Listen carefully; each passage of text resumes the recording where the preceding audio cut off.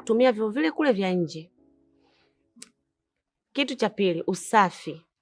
Jamani, usafi katika hii nyumba ni jambo la msingi sana. Nyumba ni usafi. Kuanzia hapa uani mpaka kule nje, yani mazingira yote ya nyumba yanatakiwa yawe safi. Kitu kingine, geti. Geti mwisho kufungwa ni saa 6.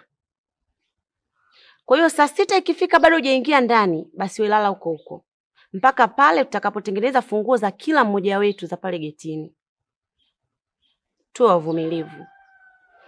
Jambo lingine, umalaya.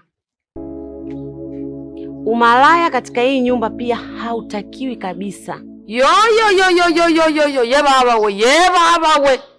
Jicho la tatu. Yaani una jicho la tatu kwenye umalaya hapo. Weka nuguta. Sentensi haiendelei tena.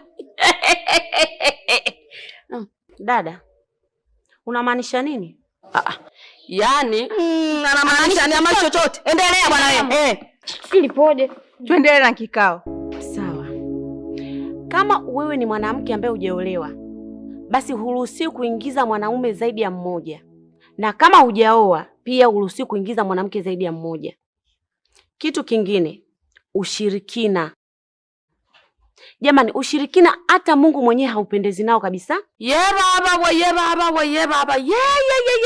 Yaani umegusa kwenye mshono ni kwenye umepiga kwenyewe. Yaani hapa kwenye ushirikina. Zamani tulikuwa tuna dawa ngugwa na wazee, saizi vitoto vidogo vinatumomora usiku vyeupe. Sasa unanizuilia nini? Dadangu, mbona sikuelewi? Unatuharibia kikao. Samahani dada.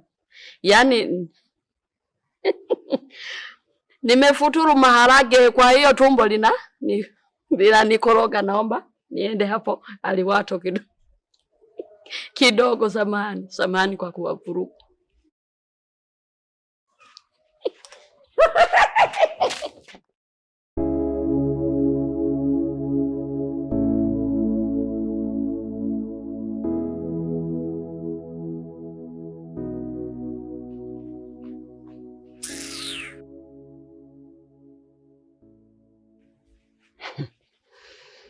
Jamani, kama nilivyowaambia, masharti ya hii nyumba ndo hayo.